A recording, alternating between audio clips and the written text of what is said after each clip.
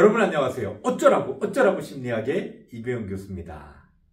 자, 오늘은요, 교류 분석의 이론 가운데 대화 분석 이론을 여러분들에게 소개할까 합니다.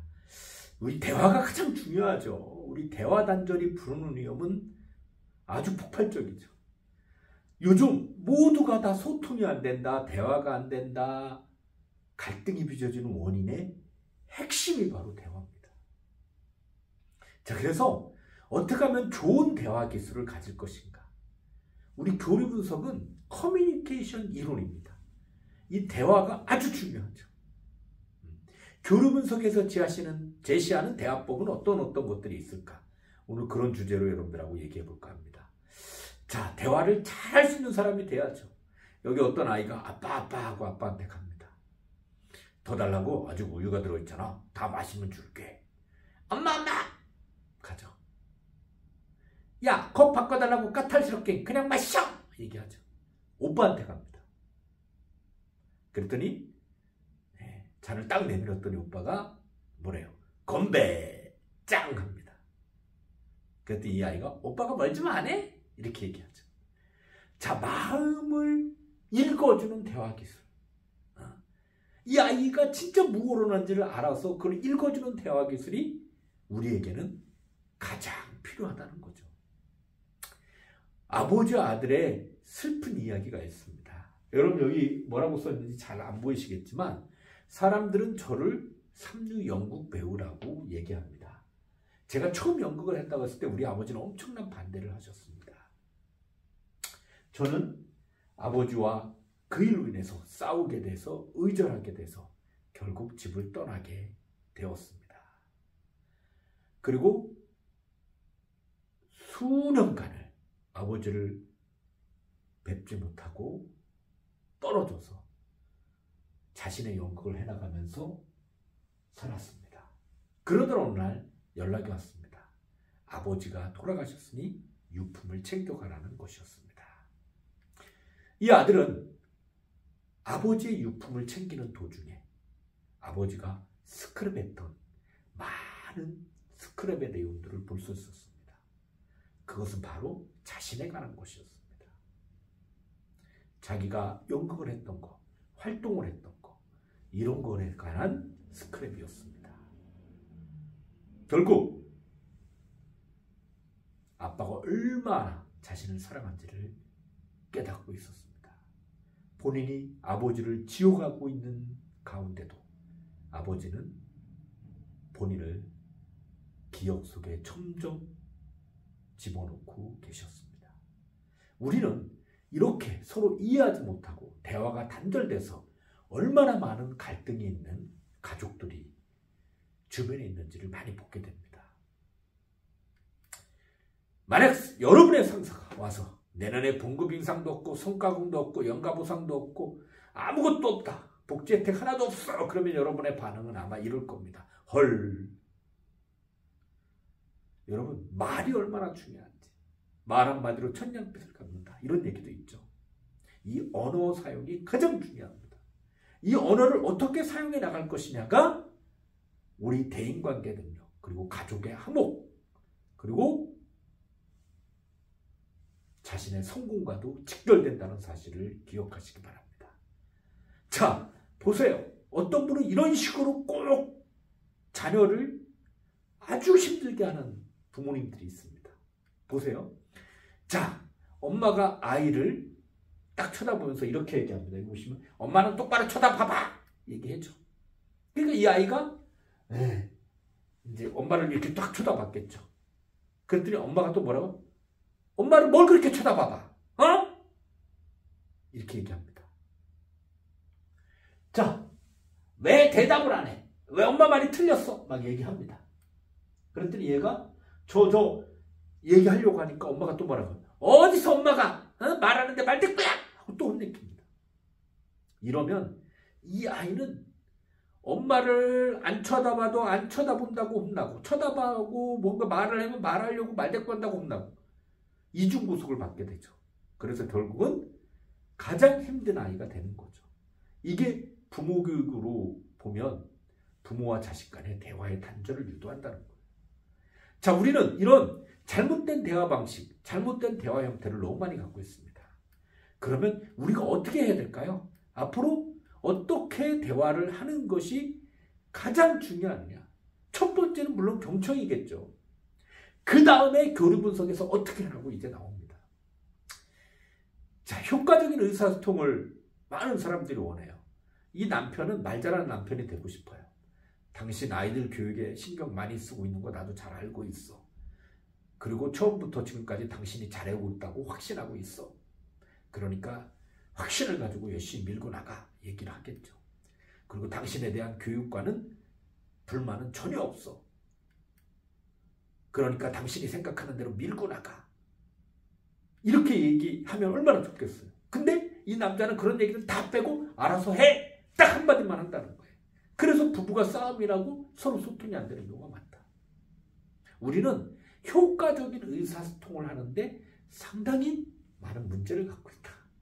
너무 단축해서 얘기하거나 또 너무 주저리 너무 늘어나게 얘기해서 결국은 서로 의사소통에 문제가 생기고 서로 갈등이 많이 발생되는 요인이 된다. 자, 그러면 교류 분석에서 제시하는 커뮤니케이션 한번 살펴봅시다.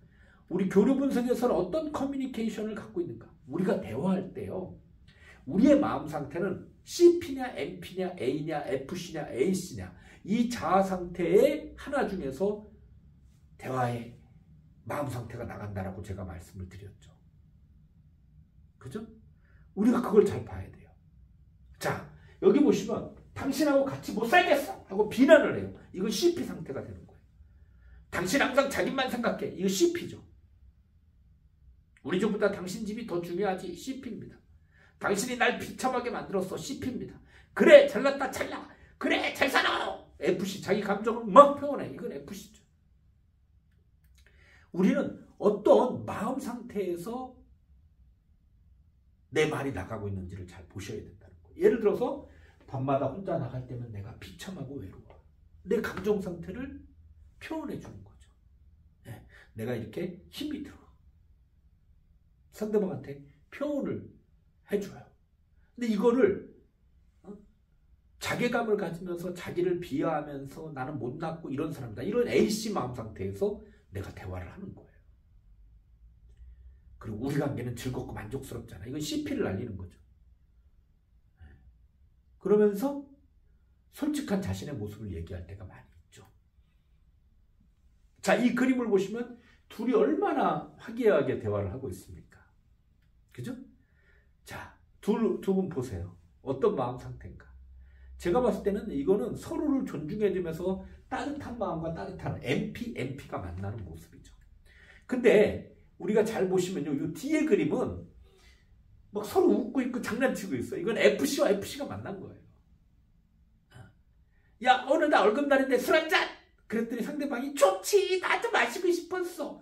이러면 FC와 FC가 만난 거예요. 네. 자, 저것도 보세요. 얼마나 좋은 교류예요. 네. 자, 보시면 그러나 이거 보세요. 이거는 바로 뭔가 CP와 CP를 날리고 냉전 상태에 있는 커플 같죠. 너나 똑바로 해! 너나 똑바로 해! 서로 이렇게 얘기하는 것 같죠. 네. 그런 모습으로 우리가 지금 딱 봐도 느껴지죠. 네, 잘 보시면 이런 게 많아요. 그래서 우리 이 교류 분석에서 교류는 바로 의사소통이에요. 어떤 사람의 하나의 마음 상태에서, 즉 자아 상태에서 어떤 자극을 보내고 또 다른 사람이 그 자극을 받아들이는 이런 교류가 진행된다. 이거를 교류 분석이라고 얘기를 해주죠. 그래서 교류 분석에서 대화의 종류는 세 가지가 있어요. 상보교류, 교차교류, 이면교류라는 세 가지 교류가 있습니다. 첫 번째, 상보교류는 갈등이 없어요. 근데 교차교류는 갈등이 있어요. 이면교류는 겉과 속이 다른 교류입니다. 대표적으로 가도 돼. 겉으로 얘기했지만 속으로 너 가면 죽어. 이런 거죠. 사회적 수준의 대화와 심리적 수준의 대화가 달라요. 이런 교류를 이면교류라고 합니다. 자, 그럼 구체적으로 살펴봅시다. 상보교류는 쉽게 가면 내가 원하는 대로 답이 오는 교류예요. 내가 원하는 대로 답이 와요. 이런 거죠. 선생님, 저 피곤하고 힘들고 속상해서 죽겠어요. 저 좀 도와주세요. 이렇게 도움을 요청했어요. 그때 선생님이 너 많이 힘들었구나. 기운내. 내가 있잖아. 이렇게 표현해줘요. 이게 상보교류예요. 원하는 대로 답이 와. 예를 들어서 지금 몇 시예요? 라고 얘기를 했어요. 그랬더니 지금은 5시입니다. 원하는 대로 답이 왔죠. A자, 이성적 자아 대 이성적 자아가 서로 주고받았어요. 예를 들어 어머니가 너 지금 어디니? 물어봤어요. 그랬더니 네 엄마 지금 집에 있어요. 정상적으로 주고받았죠. A 대 A의 대화입니다. 이게. 이런 거를 상보교류라고 얘기해 줍니다. 즉 원하는 대로 답이 오는 경우. 자아 상태가 A로 물어봤는데 A로 답을 잘 해줬죠. 그래서 화살표가 교류가 안 됩니다. 꼭 이렇게 X자가 안 되죠. 이런 교류를 상보교류라고 얘기해 줍니다. 보통은. 그래서 이런 거죠. 같이 비판을 해주는 거예요. 예를 들어서 내가 CP 상태에서 요즘 애들은 정말 예의범절 없고 싸가지가 없죠? 얘기했어요. 그랬더니 옆에 있는 맞아요. 요즘 애들은 진짜 어른도 잘 몰라봐요. 서로 피자와 피자가 서로 주고받는 거예요. 이런 교류가 바로 무슨 교류다? 상보교류다라고 얘기를 해줍니다. 즉 내가 원하는 대로 답을 주는 거. 네, 이런 교류를 무슨 교류라고 한다? 상보교류라고 이야기해 줍니다. 자, 우리가 그래서 상보교류는요, 이런 거죠. 마지막 정리를 해드리면, 자기야, 나 이뻐? 이렇게 FC의 마음을 갖고 막 상대 애인한테 얘기했어요. 그랬더니, 그럼 완전 이쁘지. 최고 이쁘지. 김태희보다 더 이뻐. 막 이렇게 얘기를 했어요. 이건 FC 대 FC. 이런 게 상보교류인 거예요. 여러분, 상보교류를 많이 나눌 때 가장 화목한 커플, 가장 좋은 가정이 이루어질 수 있습니다. 자, 여러분, 그러면 이제 우리 상보교류는 저렇게 이 그림에서 보는 것처럼 서로 마음을 읽어주고 상대방이 원하는 답을 서로 주고받고 하는 교류. 이런 교류를 무슨 교류라고 한다고요? 상보교류라고 이야기해 준다고 했습니다. 자, 두 번째로 교차교류가 있어요. 내가 원하는 대로, 즉 답이 안 올 때, 즉 의사소통 방향이 서로 어긋날 때, 교차될 때 이거를 교차교류라고 해요. 잘 보시면 여기 A 대 A로 물었는데 P에서 C로 쌉을 했죠. 자, I가 엄마 이성적으로 물어요. 이번 크리스마스 때 저 뭐 무슨 선물 사주실 거예요? 라고 얘기했어요. 그랬더니 엄마가 야, 선물은 무슨 선물? 필요 없어? 네가 뭐 말이나 잘 듣냐? 하고 막 너 깨갱해라 하고 CP 상태에서 AC 상태로 내려 꽂았어요. 이러면 화살표가 교차가 되죠. 이런 교류를 무슨 교류라고 한다? 교차교류라고 얘기를 해줍니다. 자, 이런 거죠. 어머니가 똑같이 묻죠. 지금 어디니? 그랬더니 아들이 그러는 거예요. 엄마가 알아서 뭐 하시게요? 신경 끊으세요. 엄마가 원하는 답이 안 오는 거죠. 이런 교류를 무슨 교류라고 한다? 교차교류라고 얘기를 해줍니다. 교차교류. 이런 교류를 무슨 교류? 교차교류라고 얘기해 준다. 자, 이 교차교류가 의외로 우리가 많이 해요. 요즘 애들은 왜 이렇게 인사성이 없는지 몰라요. 라고 얘기했어요. 그랬더니 이분은 나는 CP로 날렸으니까 이분도 같이 CP로 같이 씹어주길 원한 거죠. 그랬더니 이분이 뭐라고 하면 요즘 애들이라고 다 그런 건 아닙니다. 이성적 자아로. 이거는 화살표가 교차는 되지 않았지만 실제적으로는 교차교류에 해당돼요. 이런 교류를 무슨 교류라고 한다? 교차교류. 교차교류를 의외로 우리가 많이 해요. 예를 들어서 대표적으로 자기야 나 예뻐 그랬더니 뭐라고 그래요? 야 예쁜 여자가 다 죽었냐? 이렇게 얘기하는 거죠. 원하는 답이 안 오는 거죠. 이런 교류를 무슨 교류라고 한다? 교차교류라고 얘기해 줍니다. 자, 그래서 교차교류는 내가 원하는 대로 답이 오지 않는 거예요. 서로 갈등이 일어나고 싸우게 되고 서로 심리적으로 힘들어지는 교류. 이런 교류를 무슨 교류라고 한다? 교차교류라고 이야기해 줍니다. 자, 우리가 마지막으로 이면교류라고 있어요. 이면교류는 내 마음속에서 두 가지 교류가 있어요. 사회적인 교류와 심리적인 교류. 즉 내 안에 또 다른 내가 교류를 하는 거죠. 그래서 겉으로는 멀쩡하지 않은데 속으로는 전혀 다른 뉘앙스를 풍기는 교류. 이거를 이면교류라고 합니다. 어떤 분이 이렇게 얘기하죠. 선생님 컴퓨터 좀 잘하시네요. 근데 속으로는 그게 무슨 뜻이에요? 야, 그렇게 안 보이는데 컴퓨터 좀 하네? 이런 뜻이에요. 그랬더니 이분이 아니요, 잘 못해요. 속으로는 야, 이 정도 내가 못할 줄 아니? 이렇게 우리는 이면교류를 의외로 많이 해요. 특히 남녀 사이에 이면교류를 많이 하죠. 네. 네. 그래서 이면교류를 우리가 많이 하게 되죠. 네. 우리가 그런 부분들을 잘 봐야 돼요. 이면교류는 사회적 수준과 심리적 수준이 다른 교류를 이면교류라고 해요. 그러니까 남친이 여자들하고 같이 막 술 마시러 간대. 근데 나도 한번 갔다 왔거든. 그러니까 내 마음속에서는 가기 싫어하는데 안 보낼 수도 없고 체면상. 그러니까 가도 돼. 겉으로는 어때요? 사회적 수준에서는 너 가도 돼 이렇게 표현하죠. 근데 속으로는 너 가면 죽는 줄 알아? 이런 마음이 있는 거죠. 특히 이면교류를 의외로 우리는 많이 한다는 거예요.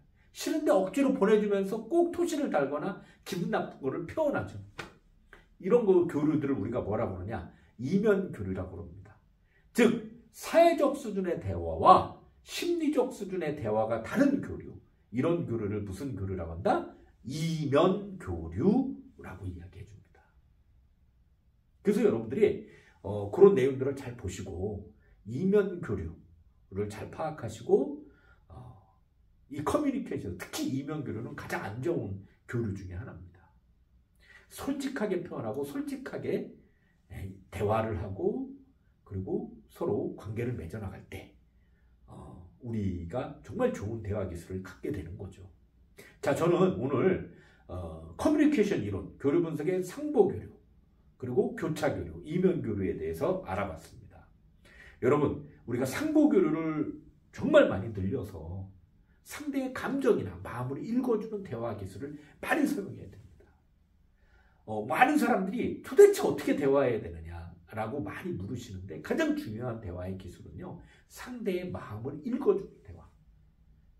상대의 마음을 읽어주고 상대방한테 호응해주고 상대방한테 다가가주는 대화가 가장 중요한 교류 중에 하나입니다. 그래서 많이 힘들어 보이는 사람한테는 많이 힘들었지, 많이 속상했지, 많이 짜증났지, 이렇게 상대의 기분이나 감정을 많이 공감해주고 이해해줄 때 좋은 관계가 많이 될 수 있다. 여러분, 상보교류를 통해서 아름답고 건강한 가정을 만들어 나가고 사회를 만들어 나가서 좋은 대인관계, 그리고 솔직한 대인관계, 그 안에서 신뢰되는 사회를 만들어 갔으면 좋겠습니다. 어쩌라고 심리학의 이배용 교수였습니다.